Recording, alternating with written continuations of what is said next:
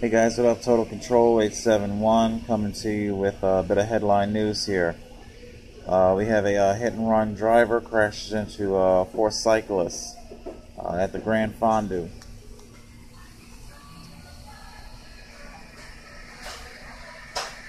Alright.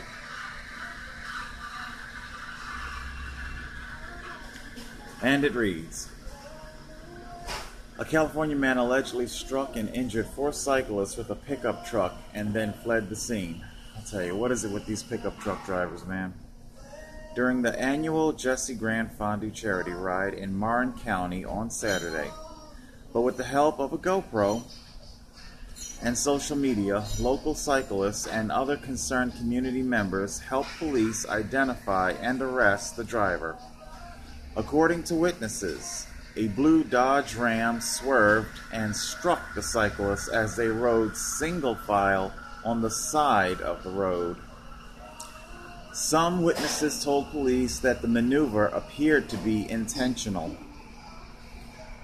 It's a horrendous event, said California Highway Patrol Officer Andrew Barkley, a cyclist himself. Seeing this occur is terrible. One rider, having been thrown off his bike and into a ditch, was airlifted from the scene with severe head and eye trauma. The other three were taken to a local hospital with injuries like concussions and road rash. All four are in stable condition. While the driver fled the scene, he didn't stay at large for very long.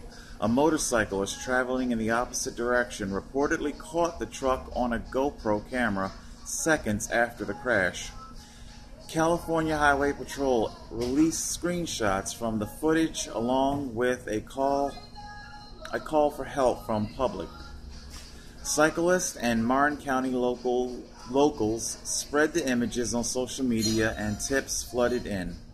Authorities identified and arrested 21-year-old Aaron Path of Novato, California. Let's see. Around midnight on Saturday after tracking down his pickup truck. He is currently being held on charges of felony hit and run causing injury. Barkley said it's too early to conclude if the crash was intentional, adding that his department is working with local district attorney's office to determine whether bringing forward additional charges.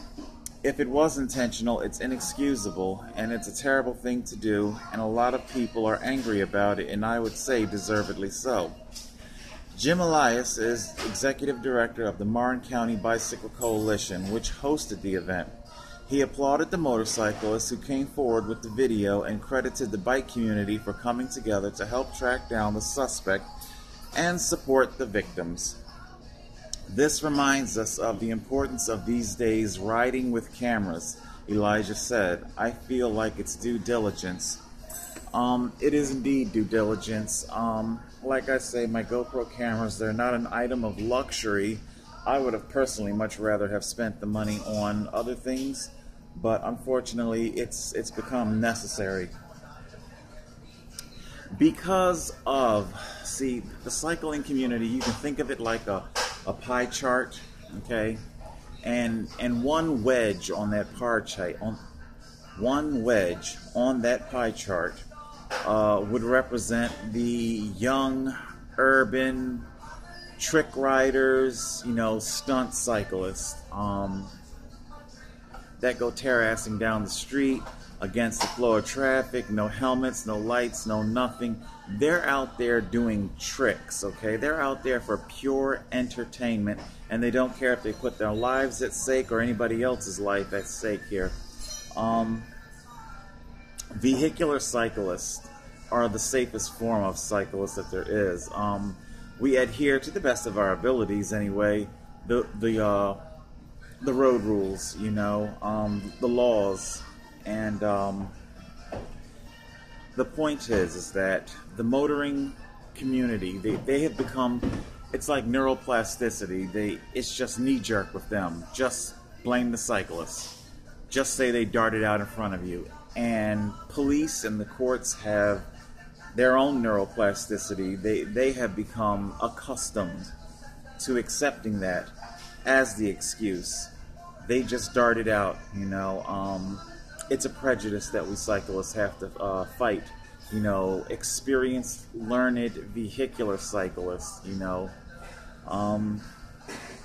So yeah, like I said, there are 3 different types of DCP drivers. DCP stands for Dead Center Pass. You have your elderly with their failing vision. They rely heavily on road markings to keep their vehicle on the road. And then you have people, you know, on their phone, using their peripheral vision. I gotta check this, you know, I gotta dial, I gotta reply to this text. And they're using their peripheral vision as primary vision. And of course, that ultimately spells out in disaster. And then finally, what is alleged here, the homicidal DCP driver. They're not high, they're not intoxicated, they're not impaired. Their vision isn't failing, you know. They see you. They know where you're at. And they just don't care. Whatever kind of day they've been having, whatever kind of life they've been having, you know, we can see our alt-right as they blame illegal aliens for all of their financial woes, you know, the job market being what it is, you know, whatever kind of Midwestern manufacturing jobs closing up. They're blaming illegal aliens. I don't have a problem with calling them illegal aliens because that's what they are. However, I am intelligent enough to know that these people, this demographic of people that have been illegally coming into the U.S. for decades, okay, they didn't cause this current financial climate, okay? They didn't cause this. They've been coming forever, okay? Very rich and wealthy people playing with other rich and wealthy people's money on Wall Street. They caused this. And I said all that to mean you don't know what's going on in these good old boys' minds in their pickup trucks. You know, they see these cyclists. They hate the fact that we can transport ourselves, we can live our lives without the car note, the insurance, the gas, the ever-mounting gas. We can live our lives without it. And then they might just simply hate us for whatever kind of environmental connotations that might be attached to the cycling community. I lost my oil field job because of your kind. You damn tree-hugging, bicycling hippies. And of course, not every cyclist has those type of political views. I cycle for economic reasons, not necessarily for ecological reasons. You know, if the earth benefits, more power to the earth. But these homicidal drivers, they see us and they just don't care. Matter of fact, there's not really much of an incentive for them to care. After all, what happens if they do hit and kill us? What? It's a safety corridor? The fines are doubled. Oh, so you gotta pay $800 instead of $4, or you gotta pay $2,000 instead of $1,000. Big fucking deal.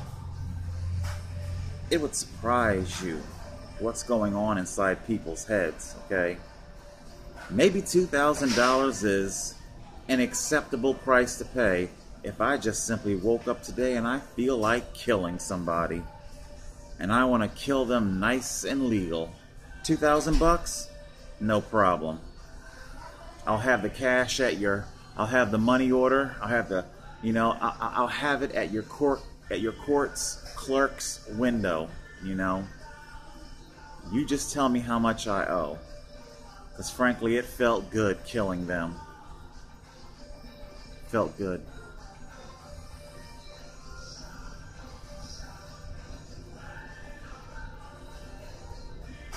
Few hundred, couple thousand. Mandatory driver safety class. Oh, well, there goes one afternoon. For some people, this is nothing.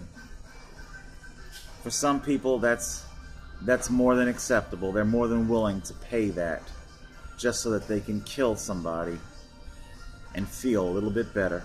about themselves. Total Control 871.